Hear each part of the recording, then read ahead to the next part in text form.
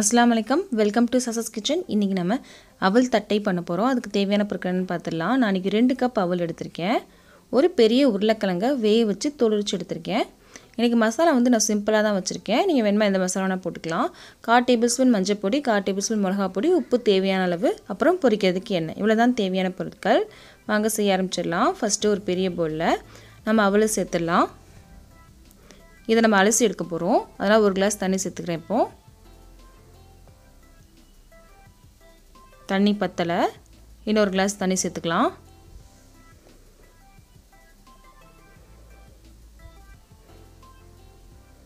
இதை நல்லா அலசி எடுத்துடலாம். அந்த மாதிரி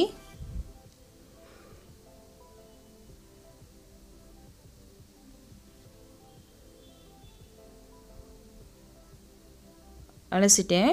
இது தண்ணியெலாம் வடிகட்டி எடுத்துடலாம். வடிகட்டிட்டேன். இது ஒரு பெரிய பவுலுக்கு மாற்றிடலாம். இப்போது இதை அப்படியே ஒரு 10 நிமிஷத்துக்கு அப்படியே விட்டுடலாம். 10 நிமிஷம் ஆயிடுச்சு. இங்கே பாருங்கள், அவெல்லாம் கொஞ்சம் ஈரத்தன்மை இல்லாமல் கொஞ்சம் இந்த மாதிரி இருக்குது. இதை ஒரு பிளேட்டுக்கு மாற்றிக்கிறேன். இல்லைனா ஒரு பெரிய பவுலுக்கு மாற்றிக்கோங்க இதோட. அப்போ தான் பிசைறது கொஞ்சம் ஈஸியாக இருக்கும். அதுக்காக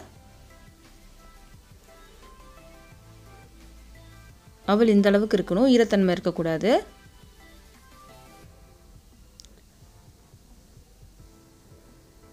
இப்போது நான் காமிச்ச உருளைக்கிழங்கு இந்த மாதிரி மசிச்சு எடுத்திருக்கேன். இதையும் சேர்த்துடலாம். இப்போ மசாலா எல்லாம் சேர்த்துடலாம். மஞ்சள் பொடி, மிளகாய் பொடி, உப்பு இதெல்லாம் சேர்த்துடலாம். நான் இன்றைக்கி சிம்பிளாக தான் எடுத்திருக்கேன். வேணுமோ உங்களுக்கு தேவையான மசாலா எது உங்களுக்கு பிடிக்குமோ அது சேர்த்துக்கலாம். இதை நல்லா பிசைஞ்சு விட்டுடலாம்.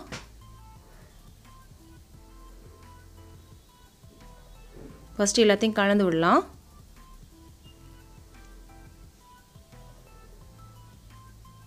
பாருங்கள், எல்லாத்தையும் கலந்து விட்டோம். இப்போ உருளைக்கிழங்கு அவெல்லாம் தனித்தனியாக தெரியுது. இப்படி தெரியக்கூடாது. அதுக்காக இந்த மாதிரி பசைங்க. அப்போ ஒன்றா சேர்ந்துடும் எல்லாமே. ஒரு சப்பாத்தி மாவு மாதிரி வரணும். அதுக்கு இந்த மாதிரி பண்ணினா உங்களுக்கு ஈஸியாக இருக்கும். இந்த மாதிரியே பண்ணிகிட்டே இருங்க. எல்லா மாவுலையுமே இந்த மாதிரி பண்ணணும்.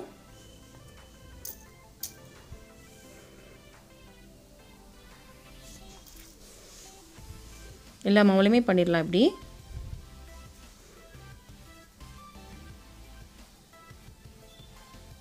பண்ணிட்டேன். இங்கே பாருங்கள், எப்படி இருக்குன்னு பாருங்கள். இந்த மாதிரி இருக்கணும்.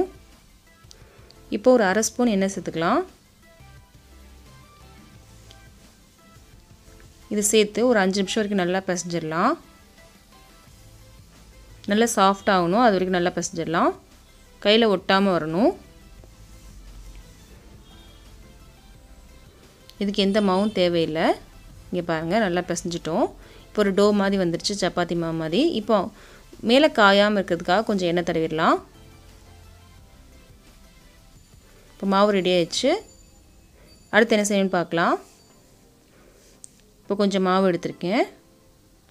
இது ரொம்ப சாஃப்டாக இருக்கும். இது ரொம்ப அழுத்தி தேய்க்கக்கூடாது. லைட்டாக அப்படி அழுத்தி தேய்ங்க. ரொம்ப அழுத்திச்சிங்கன்னா ஒட்டிடும். இன்றைக்கி ரொம்ப சின்ன சின்ன தட்டை தான் போட போகிறேன். வேணுமா நீங்கள் பெரிய தட்டை கூட போட்டுக்கலாம். இந்த மாதிரி திரட்டியிருக்கேன். இது பார்த்திங்கன்னா இது என்னோடய எண்ணெய் கேன் மூடி. இது கொஞ்சம் சிறுசாக இருக்கும். வேணுமா கொஞ்சம் பெருசாக கூட நீங்கள் கட் பண்ணிக்கலாம். இந்த மாதிரி கட் பண்ணிடலாம். இங்கே பாருங்கள், ஒன்று எடுத்துட்டோம்.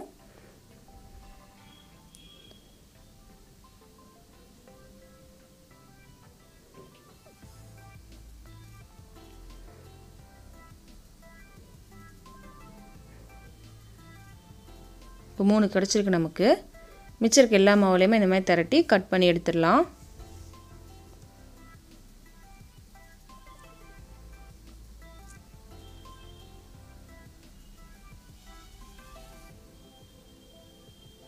கொஞ்சம் செஞ்சு வச்சுருக்கேன். இதுக்கு அடுத்து என்ன செய்யணும்னு பார்க்கலாம். நான் கடாயில் எண்ணெய் சூடு பண்ண வச்சுருக்கேன். எண்ணெயும் சூடாயிடுச்சு. இப்போ பொரிக்க ஆரம்பிச்சிடலாம்.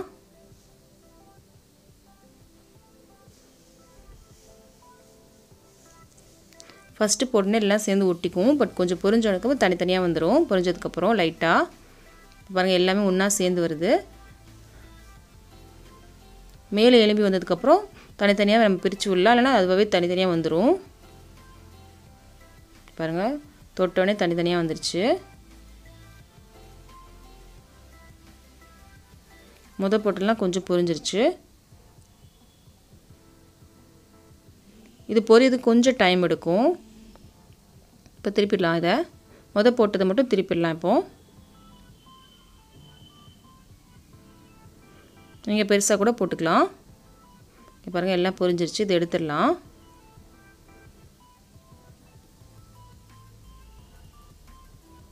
நுரையெல்லாம் நல்லா அடங்கிருச்சு பாருங்கள். இவ்வளோ நுரையா இருந்துச்சு, இப்போ நுரையே இல்லை.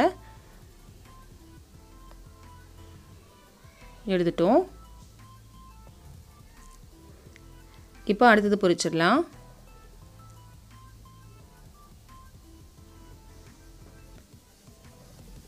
இப்படி எல்லாத்தையும் பொரிச்சதுக்கப்புறம் பார்க்கலாம். நான் எல்லாத்தையும் பொரிச்சு எடுத்துட்டேன். பாருங்கள், எவ்வளோ சிம்பிளாக இருக்குதுன்னு பாருங்கள். இந்த வீடியோ உங்களுக்கு கண்டிப்பாக பிடிச்சிருக்கும். இந்த வீடியோ உங்களுக்கு கண்டிப்பாக பிடிச்சிருந்துச்சி அப்படின்னா கண்டிப்பாக லைக் பண்ணுங்கள், ஷேர் பண்ணுங்கள், கமெண்ட் பண்ணுங்கள். மறக்காமல் என்னோட சேனலை சப்ஸ்கிரைப் பண்ணுங்கள். ஓகே, பாருங்கள் எவ்வளோ கிறிஸ்பாக இருக்குன்னு. கண்டிப்பாக நீங்கள் ட்ரை பண்ணி பாருங்கள்.